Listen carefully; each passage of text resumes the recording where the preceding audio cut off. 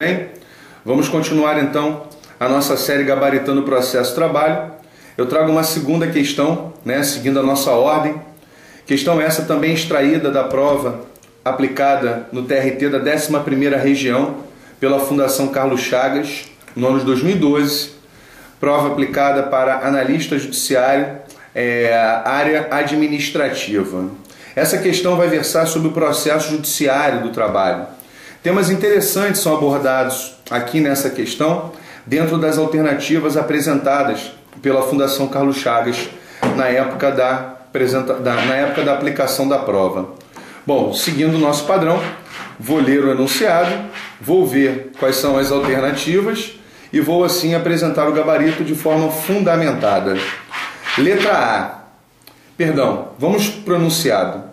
Sobre o processo judiciário do trabalho, nos termos da CLT e entendimento sumulado do TST, que é o Tribunal Superior do Trabalho, como vocês já conhecem, é incorreto afirmar. Então vejam, isso é muito comum também em provas da Fundação Carlos Chagas, dizer é incorreto para te induzir ao erro, porque nós já partimos do pressuposto do que é o correto. Então nós vamos sempre caminhar o nosso raciocínio para responder o correto. Mas aqui, atenção, é a incorreta que ela quer. Vejamos a primeira alternativa, a letra A. Terminada a instrução processual, poderão as partes aduzir razões finais, em prazo não superior a 20 minutos para cada uma. Letra B. O empregado poderá apresentar reclamação trabalhista pessoalmente perante a vara do trabalho e interpor recurso ordinário perante o Tribunal Regional do Trabalho, sem assistência do advogado. Letra C. É lícito às partes celebrar acordo que ponha termo ao processo, ainda mesmo depois de encerrado o juízo conciliatório. Letra D.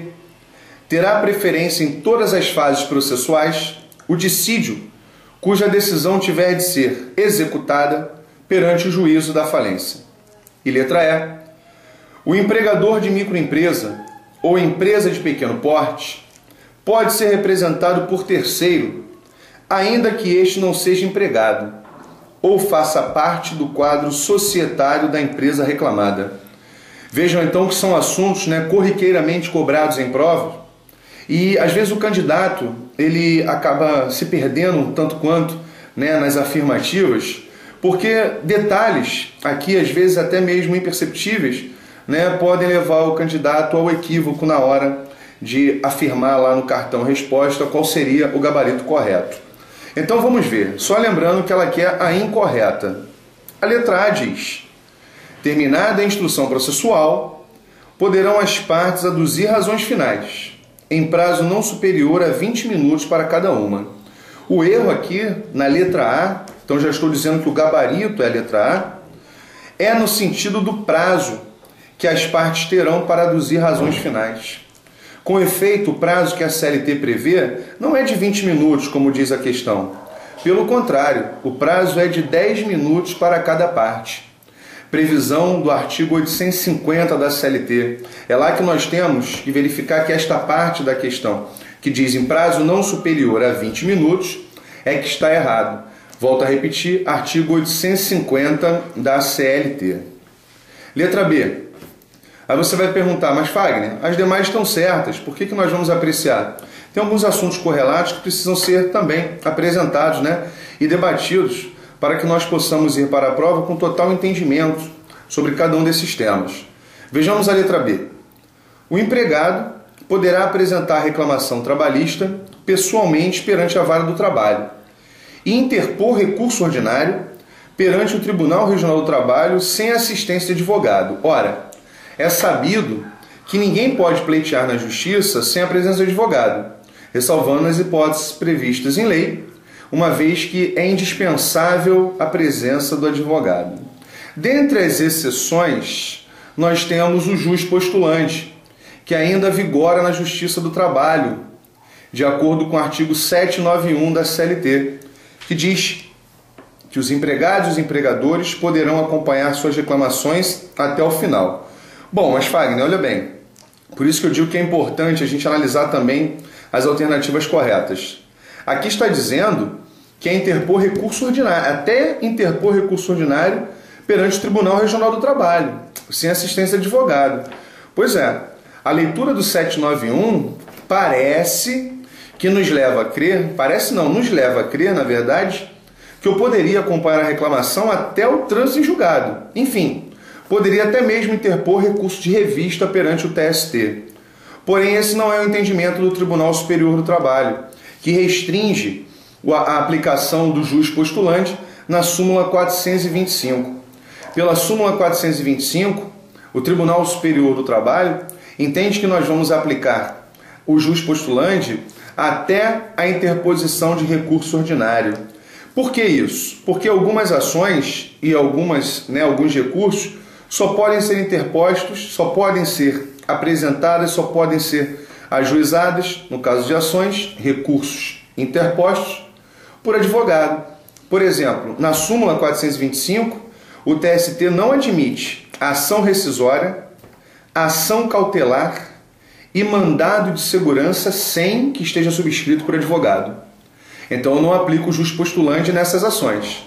Repetindo, ação cautelar, mandado de segurança e ação rescisória. Por outro lado, o TST não admite que as partes, independentemente de advogado, no exercício do jus postulante, possam interpor recursos perante o próprio tribunal.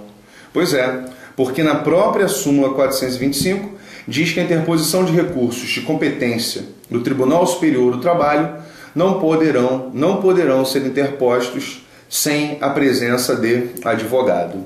Então, atenção, artigos 791 e súmula 425 fundamentam, portanto, o gabarito correto, que é a letra B. Letra C, que também está correto, mas vamos justificar. É lícito às partes celebrar acordo que ponha termo ao processo, ainda mesmo depois de encerrado o juízo conciliatório.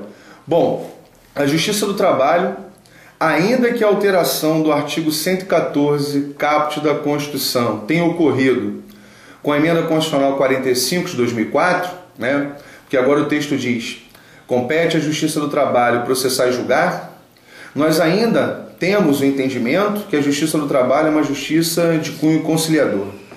Pois é, na verdade, então, a Justiça do Trabalho, ela tem esse condão de incutir, de, vamos dizer, fazer com que as partes, a todo e qualquer momento, possam, de fato, realizar um acordo. Por isso que a própria CLT admite a celebração de acordo, ainda que tenha acabado o juízo conciliatório. Com efeito, nós temos uma primeira proposta de conciliação, que é logo na abertura da audiência. Aberta a audiência, o juiz proporá às partes a conciliação. Não alcançando esta, passará então a leitura da reclamação, se não for dispensada pelas partes. Vem a instrução, depois da instrução, razões finais. Nós já vimos prazo de 10 minutos para cada parte. Depois das razões finais, o juízo renova a proposta de conciliação. Não havendo conciliação, aí sim ele profere decisão, nos termos do artigo 831 da CLT. Pois bem, o fundamento da nossa resposta aqui, que é correto, o gabarito, é o artigo 764, parágrafo 3º da CLT, que vai dizer exatamente o que está previsto na alternativa, que as partes podem celebrar acordo, ainda que encerrado o juízo conciliatório. Vejamos a letra D, que também está correta. Terá preferência, em todas as fases processuais, o dissídio cuja decisão tiver de ser executada perante o juízo da falência. Resposta correta também, conforme artigo 768 da CLT, transcrição ipsiliteris do texto laboral. Letra E, para finalizar. O empregador de microempresa ou empresa de pequeno porte pode ser representado por terceiro, ainda que este não seja empregado ou faça parte do quadro societário da empresa reclamada. Na verdade, a regra, segundo a súmula 377 do TST, considerando o disposto no artigo 843, parágrafo 2º da CLT, é que o preposto tem que ser empregado, e suas declarações obrigam, obviamente, a empresa. Por outro lado, com a edição da Lei Complementar número 123, que regulou, né, o Estatuto das Microempresas e Empresas de Pequeno Porte, o TST reformulou a súmula 377 para entender que não necessariamente o preposto tem que ser empregado.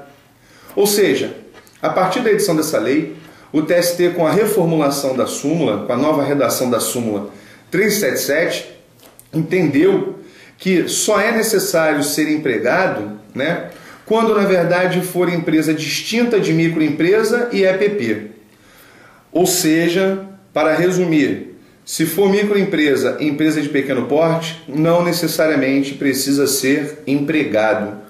Ademais, também, quando for um trabalho doméstico, não há necessidade, né, de que, obviamente, o preposto, né, seja relacionado aí ao empregado da família. É óbvio isso. Isso também está consignado na súmula 377 do Tribunal Superior do Trabalho. Fora essas hipóteses excepcionais, o preposto tem que ser necessariamente empregado e, se não comparecer, aplicar-se-á então a pena de revelia, porque a empresa não compareceu na audiência. Ok? Vamos fechando então essa segunda questão, vamos estudando firme, volto depois com uma terceira questão, com uma quarta, quinta, na nossa série Gabaritando o Processo do Trabalho.